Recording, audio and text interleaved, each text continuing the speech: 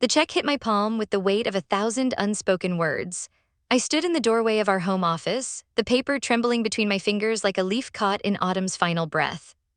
The numbers blurred, 6 figures, 8 digits that didn't seem real even after all these years. Outside, rain painted the windows in silver streaks, and somewhere down the hall, my husband's voice carried through the walls, sharp and dismissive as it had been for the past 3 years. Claire, did you even look at the credit card statement? Another unnecessary purchase? I heard his footsteps approaching, heavy, certain, always certain. The check felt like fire in my hands.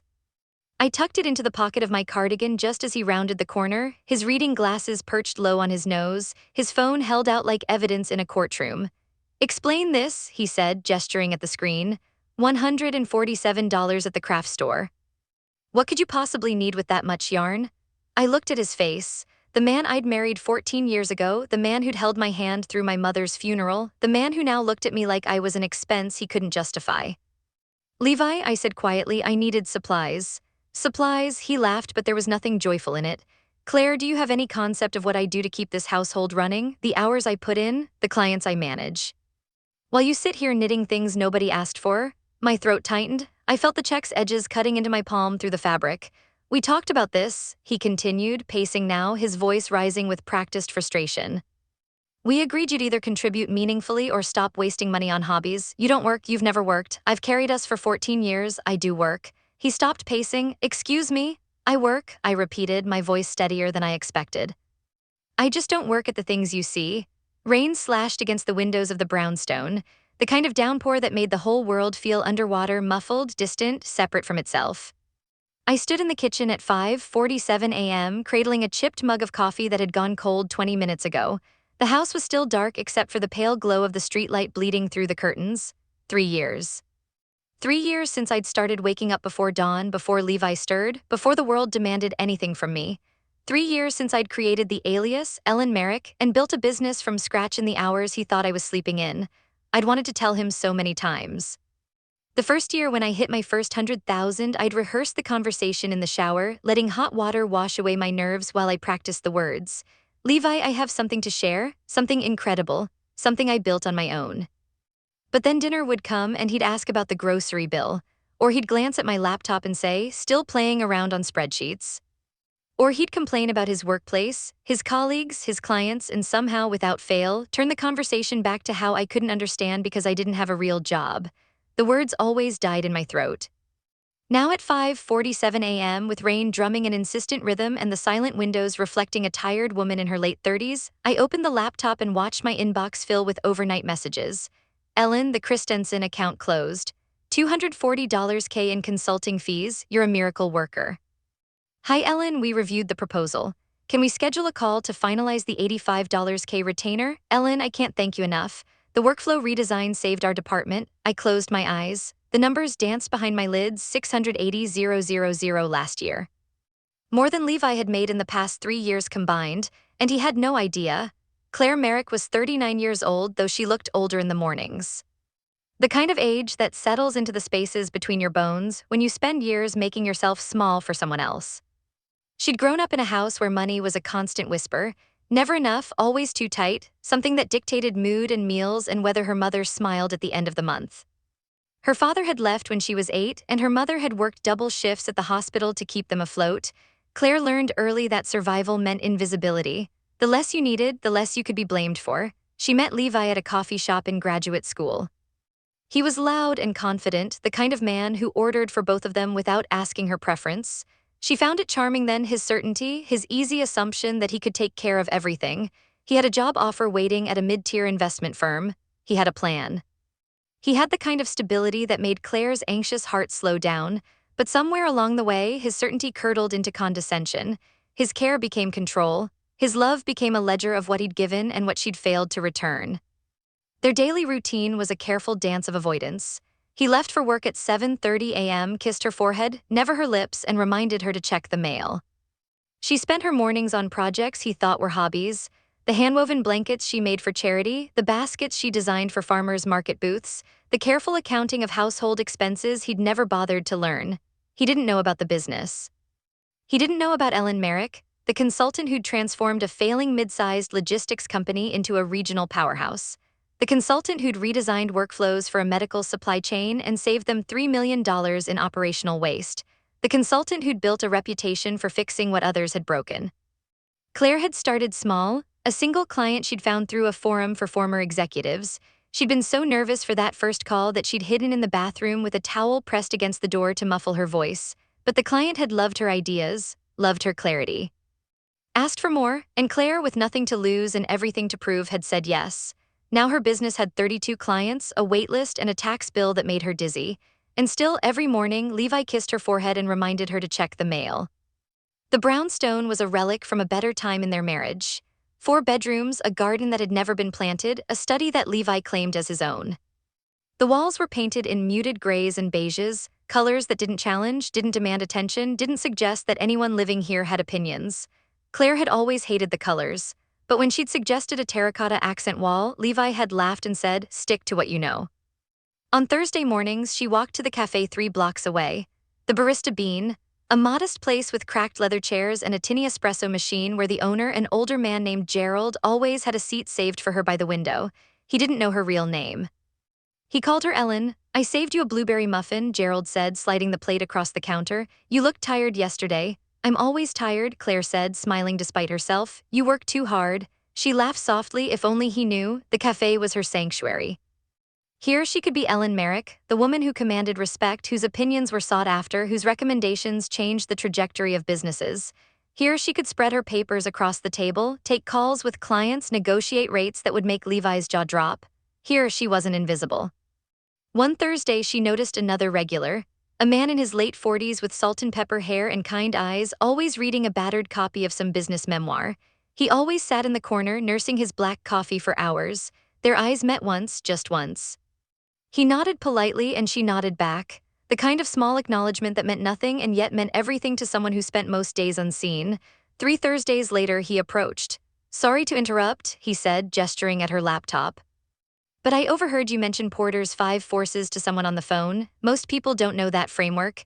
"I'm not most people," he smiled. "I'm David. I work at the consulting firm across the street. Maybe I should be poaching you." Claire's heart stuttered. A real conversation, a real connection, something that had nothing to do with laundry or credit card statements or the endless negotiation of domestic peace. "I'm not looking for a job," she said carefully. "Shame." He held up his hands in surrender. "But if you ever want to talk strategy, I'm usually here on Thursdays, same corner." He returned to his seat, leaving Claire staring at her laptop screen with an unfamiliar feeling blooming in her chest. Not attraction, not hope, just recognition. Someone had seen her. Actually seen her, and they hadn't looked away. Gerald started calling Claire Ellen Merrick the mystery woman. "Why mystery?" she asked, accepting her usual coffee. "Because you always come alone, you work like your life depends on it, and you never talk about yourself. Makes a man curious." Curiosity killed the cat, but satisfaction brought it back, Gerald said with a wink. At home, Levi was in one of his moods. Claire recognized the signs, the clipped sentences, the way he slammed cabinet doors, the way he looked past her like she was furniture. "How much did you spend on yarn this week?" he asked, not looking up from his phone. The usual, his laugh was brittle. "The usual, do you know what the usual is over a year? Hundreds of dollars." Hundreds of dollars on something that doesn't produce income, that doesn't contribute. Claire stood in the kitchen doorway, her hands gripping the frame. She could have told him then, could have pulled out her phone and shown him the deposit from last week, $48,000 from a single client. Could have watched his face crumble with the weight of his own assumptions, but something stopped her, something small and mean that she didn't want to examine too closely. "Maybe I contribute in ways you don't see," she said. He finally looked up. "What's that supposed to mean?" "Nothing." She turned away. "It means nothing." The question that haunted her now, that had haunted her for 3 years, wasn't whether she should tell him. It was why she hadn't already. Was it fear? Certainly. Fear of his reaction, his dismissal, his casual cruelty dressed up as logic. Fear that he'd find a way to diminish her success, to frame it as luck or charity or something she'd stumbled into rather than earned. But there was something else too, something quieter. She'd spent so long being small in his eyes that a part of her liked the secret.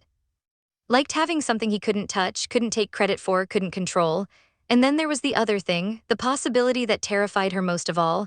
What if she told him and he still didn't see her? The breakdown came on a Saturday. Levi had invited his brother, Marcus, and his sister-in-law, Patricia, for dinner. It was their turn to host, and Claire had spent the whole morning preparing, marinating the lamb, setting the table, arranging flowers in the crystal vase that had been her mother's. Don't use that vase, Levi said, appearing in the dining room. The flowers need. I said don't use it, it's too formal. Patricia will think we're showing off. Claire froze. We're having lamb with rosemary juice, that's arguably showing off. That's different. He waved his hand dismissively. That's food, everyone expects food, but the vase, it's pretentious. Your brother's wife is a pediatrician, Levi, she's not going to judge my flower arrangement. You don't know Patricia, you don't know anyone in my world, you don't. He stopped, but the unfinished sentence hung between them like a guillotine. I don't what? Claire asked quietly. You don't understand what people think, he said, softening his tone into something almost reasonable. You've never had to navigate office politics or client relationships or any of the social dynamics that require actual finesse. That's not your fault, it's just the reality. Claire set down the vase, her hands were trembling. Levi, I've been navigating complex dynamics my entire life. I've been managing, what, the grocery budget, please? He smiled, the condescending smile he thought was encouraging. I know you try, Claire, but some things are just beyond. I earned $680,000 last year. The words fell out of her mouth like stones, heavy. Irrevocable, she hadn't meant to say it, she hadn't planned it, but there it was, lying on the polished hardwood between them, gleaming in the afternoon sunlight. Levi stared at her. What did you say? I said I earned $680,000 last year. Her voice shook, but she didn't stop. I have a consulting business. I've had it for 3 years. Ellen Merrick, that's me. I've been working from home, from the cafe, from wherever I could. Stop. He held up both hands. Stop, this is insane. It's not insane. It's true, I can show you my accounts, my client list. You think this is funny? His face was reddening. You think I'm a joke? You think you can stand there and lie to my face about? I'm not lying, I have the proof. I can show you right now. I don't want to see it, he was shouting now. This is pathetic. What are you trying to prove? That you can make up some story to humiliate me in front of my brother? That you need attention so badly you'd? It's not a story, it's my life, my work, everything you said I couldn't do, everything you said I wasn't. You're not anything, he said. The words came out cold and flat. You're a woman who sits at home and spends money on yarn and coffee. You're a woman I've supported for 14 years. You're a woman whose entire identity is wrapped up in being a victim of her own choices. You wanted to be a housewife? Fine, but don't stand there and pretend to be something you're not. Claire felt the world tilt. She'd imagined this moment 1,000 times, imagined his shock, his guilt, his apology, but this dismissal, this refusal to even acknowledge the possibility. Levi, she said, her voice breaking, please just look at the documents, I don't need to look at anything, you're lying, you've always lied. About your mother, about your childhood, about why you don't work, and now this? He shook his head. I don't know who you are anymore, maybe you never did. The words hung in the air. Claire felt their weight, felt the finality of them. I'm leaving, she said, I need some air. She grabbed her coat and walked out into the rain. She ended up at the cafe, though it was closed. She sat on the damp bench outside, letting the rain soak through her jacket, watching the streetlights blur in the puddles. Gerald appeared at the door. You look like you need something, just coffee, come inside. She followed him in, dripping water across the floor. He didn't comment on the mess, he just made her coffee, extra cream, and sat across from her. Bad day? He asked. The worst? He nodded like he understood, maybe he did. Gerald had been a widower for 10 years, he'd probably had his share of bad days. You know, he said carefully, a woman like you, someone with your skills, your intelligence, you don't need to let anyone make you feel small. Everyone makes me feel small, she whispered. That's because everyone doesn't know the real you, but I do. I see you, Ellen, you're the strongest person I know. Claire looked up, her eyes stinging. Thank you, she said. That means more than you know.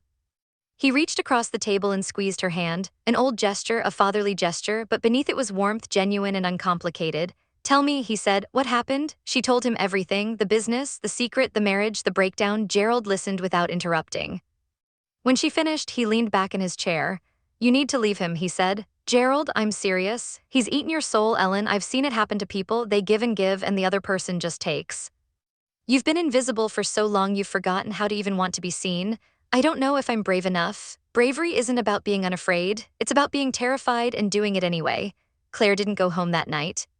She booked a hotel room, a modest one, nothing extravagant, and sat in the dark staring at her phone. 1 missed call, 3 texts. Where are you? This is ridiculous. Come home so we can talk about this. She didn't respond. Couldn't, she felt hollowed out, scraped clean.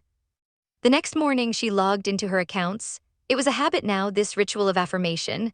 She ran through her balances, her client payments, her projections. The numbers were solid, more than solid. She had enough to start over anywhere, enough to buy a house. Enough to never have to rely on anyone again. And yet she kept the secret, kept the walls up, kept herself small. Why? She thought about her mother, about all those years of struggle, of invisibility, of being the woman everyone overlooked.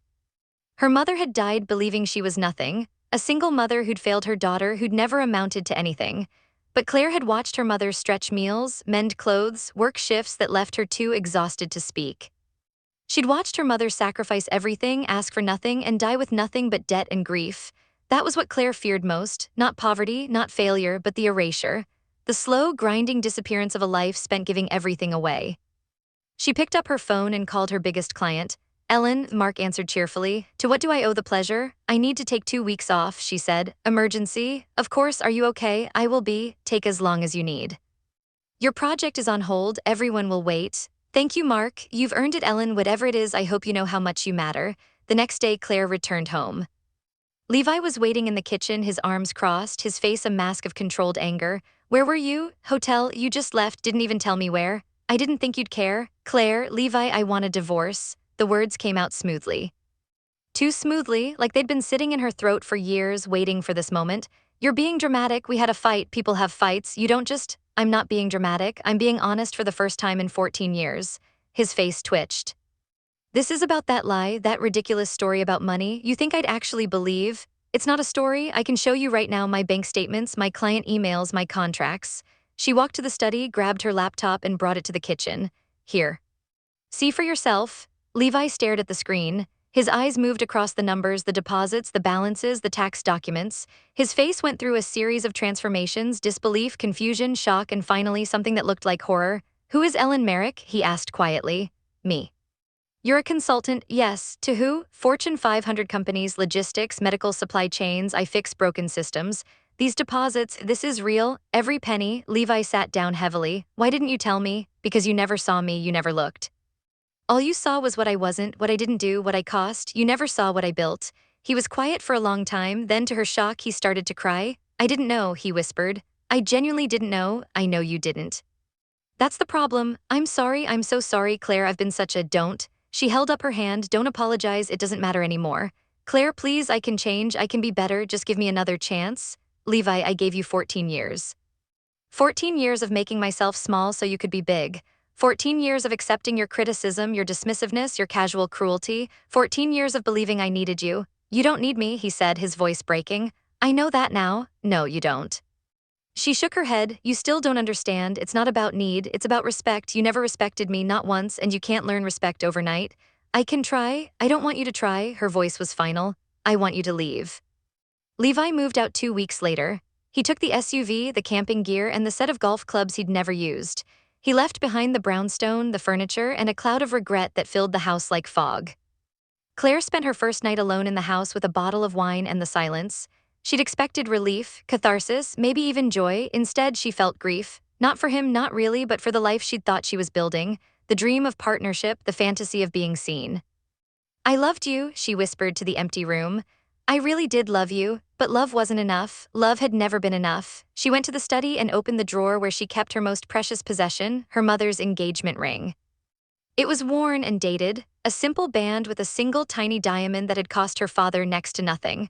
Her mother had worn it every day of her life, even when her fingers swelled from illness, even when the jewel started to loosen. Keep it, her mother had said on her deathbed. Someday you'll know what it means. Claire had never worn it, the memory hurt too much, but she held it now, turning it in the lamplight, remembering. Her mother had never seen her succeed. Never known she was capable of building something this large, died believing her daughter would always struggle, always be invisible, always be small. Look, Claire whispered as if her mother could hear. Look what I did, I made it, I made enough. The ring caught the light. A tiny flash of defiance. 3 months later, Claire sold the brownstone. She bought a smaller house, a cottage really near the beach.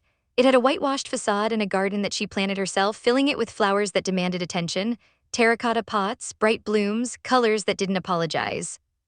Gerald visited on weekends. He'd drive the 2 hours from the cafe, always bringing coffee and bagels, always sitting in the garden with her. I'm proud of you, he said one afternoon. You've rebuilt yourself. I didn't rebuild, I just stopped hiding. Same thing, same thing. David, the man from the cafe, had become a friend.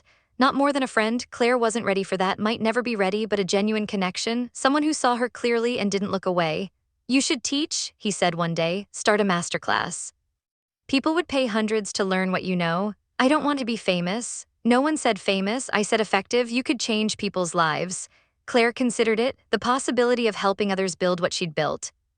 The possibility of showing women, especially women who'd been dismissed, what they were capable of.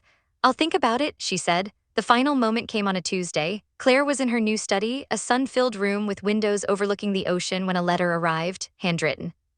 Addressed to Claire Merrick in a familiar hand, she opened it with trembling fingers.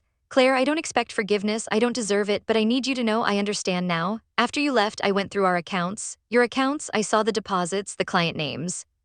The scope of what you built, and I realized something that's haunted me every day since. I never saw you. I looked at you, I spoke to you, I slept beside you, but I never truly saw you. You were always bigger than I allowed myself to see. I kept you small because your bigness made me feel small. That's not an excuse. It's just the truth. I don't know what you need to hear right now. Maybe nothing. Maybe you've moved on and I'm just a ghost in your rearview mirror. But if there's a part of you that still wonders, yes, you were enough, you were always more than enough. I'll spend the rest of my life trying to become the man who deserved you." Levi. Claire read the letter 3 times. Then she folded it carefully and placed it in the drawer with her mother's ring.